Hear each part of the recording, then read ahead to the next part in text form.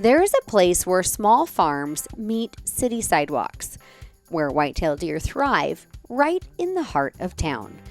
I'm in Sheridan, Wyoming, where the Little Goose Creek winds through neighborhoods and small urban farms, creating hidden sanctuaries for deer and a unique hunting opportunity for archers.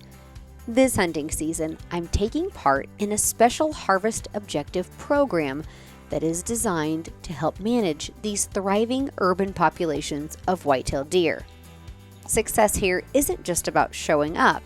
It takes careful scouting, some local knowledge, and a whole lot of patience to pattern these smart, city-savvy deer.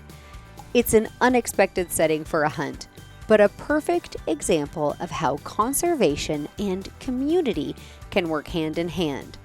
Join me in this episode. We're headed into the city limits for a whitetail hunt like no other.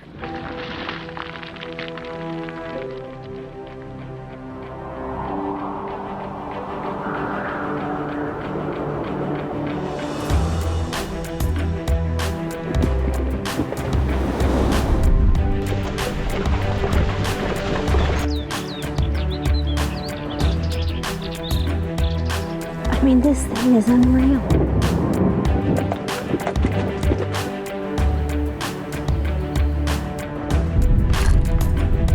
I can't believe that worked. That was so awesome.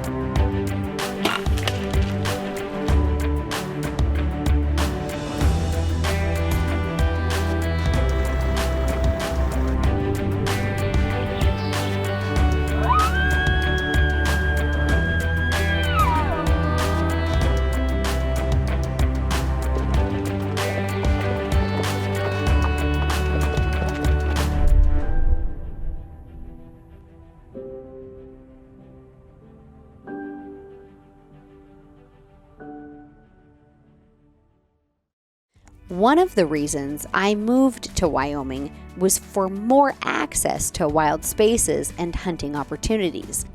So when I discovered that I could bow hunt whitetail deer right in town, I was instantly intrigued by the unique opportunity. I think that's that one that was velvet. I think it's one that I had a picture of. He's a 4x5.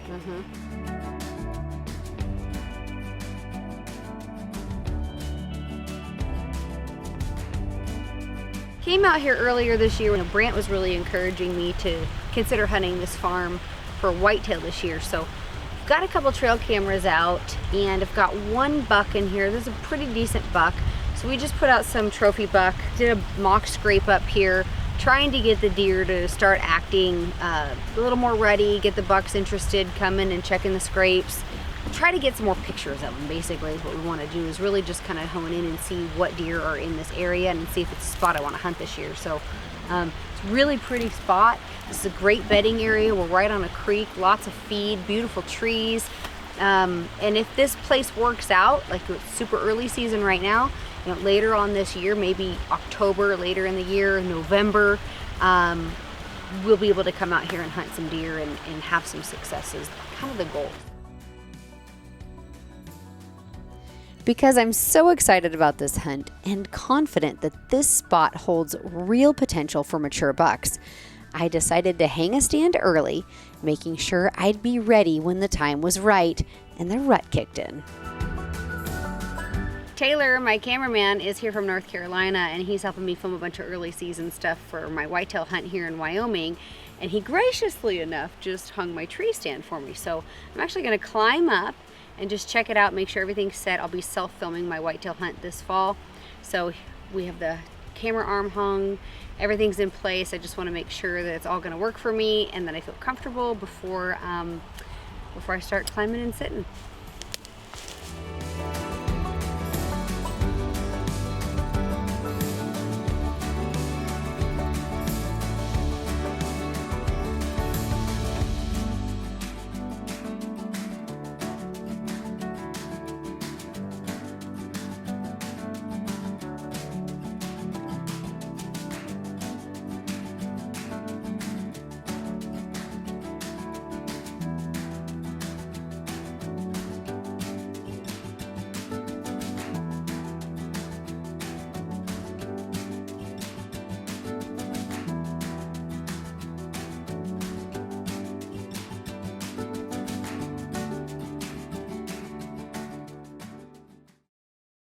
Pursue the Wild is brought to you by Ruger and Marlin Firearms. This segment is brought to you by Night Force Optics, rugged, reliable, repeatable.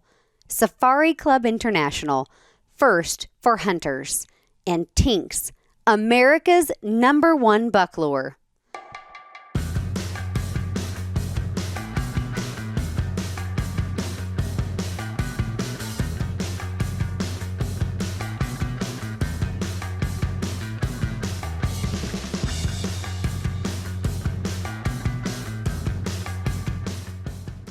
So I have here an application from the Sheridan Police Department, and this is a deer management plan that they're doing within city limits. So they have a designated area where you can harvest whitetail does and bucks as part of a harvest objective put on by the city within the city limits. It's archery only.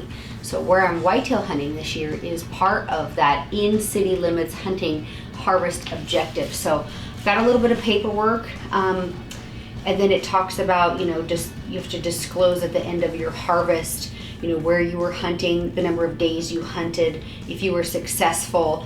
If you were successful, what animals did you harvest? And if so, how many? I have the tag for the buck, so it does follow Wyoming game and fish regulations on the buck harvest. So I have a tag for the zone that I'll be hunting the whitetail buck, but then I can also harvest additional does. And so part of this, also they just ask, like, if you were to lose an arrow during your hunt, that you let them know you lost an arrow, and if so, what location, because there are public locations where you are allowed to hunt and harvest whitetail does. It's a really incredible program that the city's put on.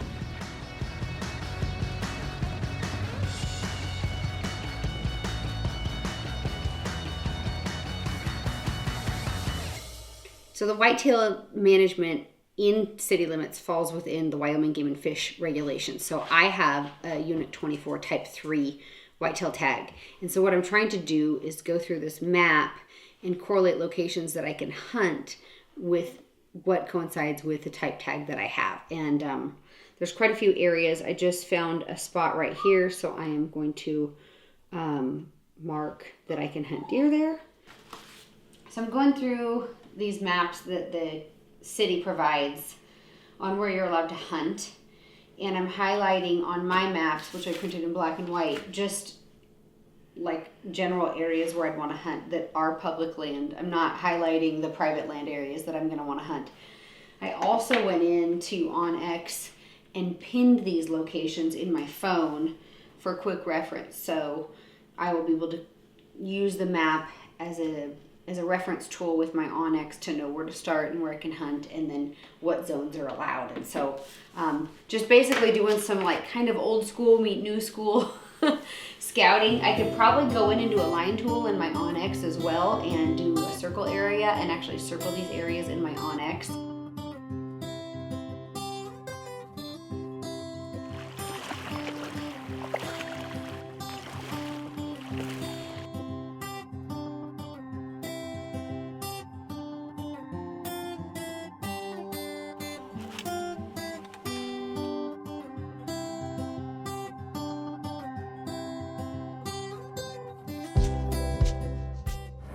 Cold morning. It was 25 degrees in the truck. It's had a lot of fog this morning, and it's finally cleared off. Everything's covered in like a nice layer of ice. I sat and watched some ducks feeding on the pond here. It was really beautiful. Had a doe and a fawn come around me this morning. No bucks. But boy, it sure is a beautiful day here in Wyoming. For the last several months, I have watched a nice mature 9-point buck on my trail cameras. He's definitely the dominant buck in the area. I've studied his movements, his patterns, and habits, hoping the chaos of the rut will cause him to slip up just long enough to give me an opportunity.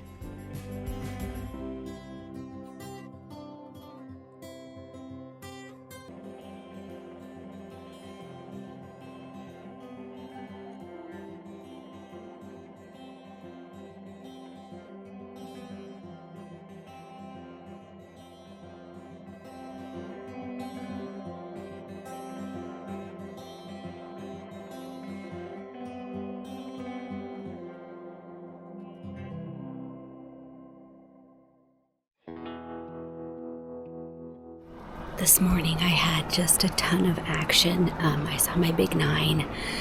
In fact, I just walked back into the stand and I just saw him again. He's on his feet. It's really early in the day. I got my decoy set up and hoping that he'll cruise by tonight.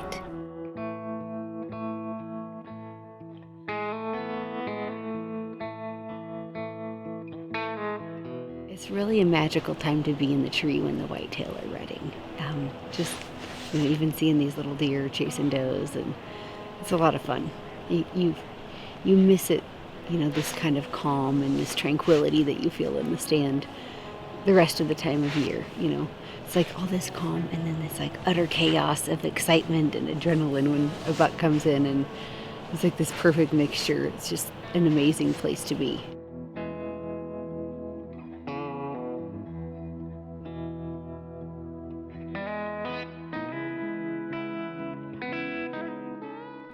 So the deer have been moving along this S-bend. As you can see, there's quite a bit of residential around me. There's a scrape right in front of me to my north, and my goal is, I'm set up in this pinch point here to where if they come check this scrape to the north, or if they come out of the field to the south, that they navigate through this tight spot, and that would put these deer well within bow range coming from either direction, which is where it's really important that I hunt with an east wind that will take my wind towards the residential area and away from these open fields where the deer are traveling.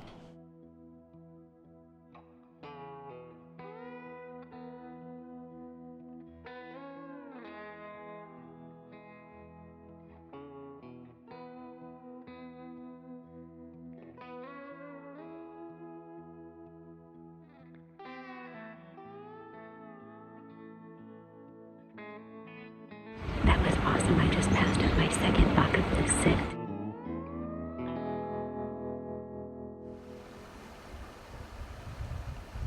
When I came in today, I actually put out some tinks, estrus doe ear in here across from me on a trail, kind of like a mock scrape. And I put my 4K video trail camera up so I can hopefully monitor any bucks that come through here. Tonight's my last night to sit for the week. I'm going to Missouri, so I'll have a week where I won't be able to hunt until I can come back and get in here. So hopefully this estrus doe ear and we'll get these bucks coming in here and checking, maybe doing some scraping right over my shoulder. If it all works out, I'm gonna have a great in-range shot opportunity when a buck starts actively hitting this scrape, hopefully over the next week. If not, maybe I'll get lucky tonight. You just never know.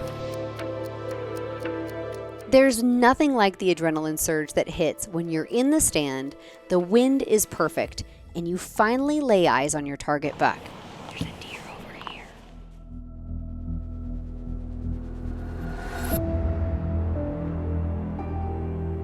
As he closes the distance, my heart pounds and my hands begin to shake.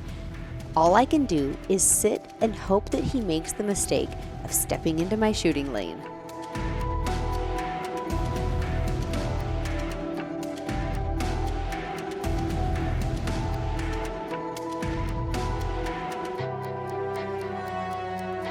When he beds down, just yards away, he's on the wrong side of the tree. I can't draw my bow, and I can't move. The frustration is overwhelming. Eventually he stands, turns, and walks off in the wrong direction, never giving me the shot that I need. As I sit and watch him work his scrape, I can't hardly believe that I had him at 30 yards without being able to even draw my bow, and it's a tough pill to swallow.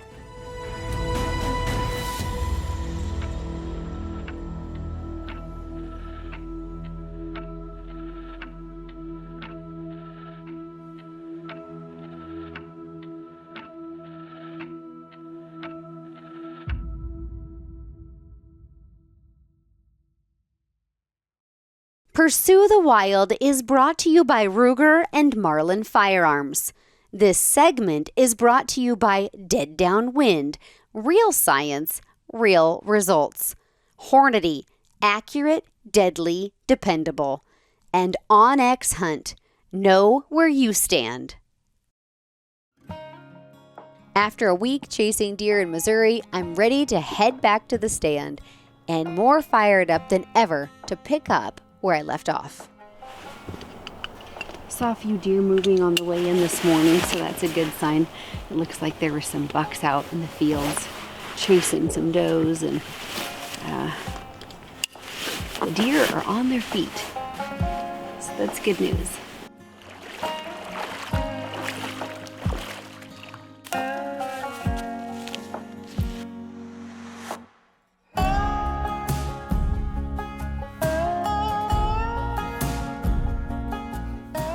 Coldest morning of the year so far that I've been sitting. It was 18 degrees this morning, and the deer are moving, seeing some little bucks, some does. I'm pretty certain that that the gut pile over the fence is my target buck. Kind of a heartbreak anytime you set your heart on one deer. Like, I think most hunters have been there. They set their heart on one deer or one elk or one whatever, and it doesn't work out. Yeah, it's just devastating. Like, I was so close that one day, and that was kind of like my window of opportunity, and it didn't work out for me. So that's how it goes, I guess, with hunting.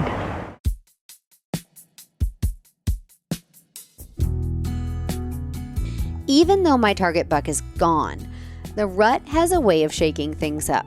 You never know what might come cruising through. There's always a chance for a new buck and another opportunity just over the horizon. This is when perseverance matters the most. Hunting smart and climbing in the stand when the wind is right with a hopeful attitude. Out here, it's not just about the pursuit. It's about enjoying the breathtaking scenery and wildlife that surround me. These quiet moments are what I enjoy the most, and they prepare me for that heart-pounding instant when the next buck could step out at any second. You've just got to keep climbing and sitting.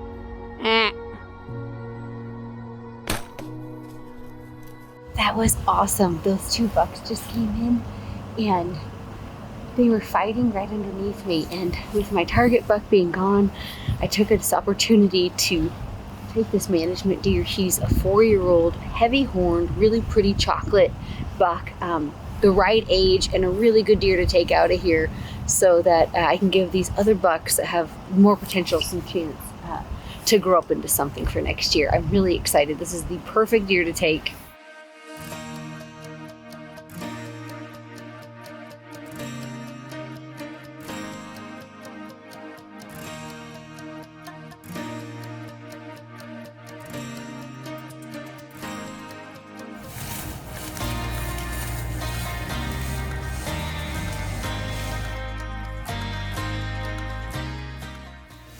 Here's my arrow. This thing is just coated in blood. Super wicked. These things just open up and just create a devastating wound channel.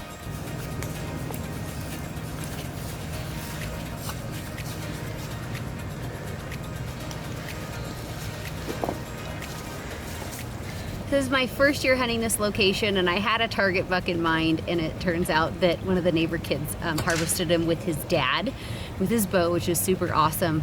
This deer came in, he's the right age, and really put on a great show, fighting with another buck. He's a perfect management deer. He's got this extra kicker off his brow tine. Just a great buck, the right age to harvest. I'm hunting in city limits, which is super wild, so it's all archery only. It's been a really special place to hunt, very beautiful, seen so much gorgeous wildlife, and very thankful for this happy ending.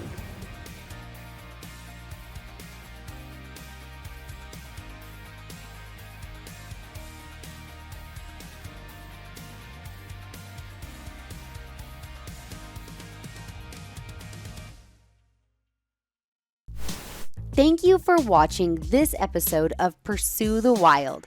Jump behind the scenes with us for our podcast, Wild and Uncut, or tune into our digital lifestyle show, Our Wild Life.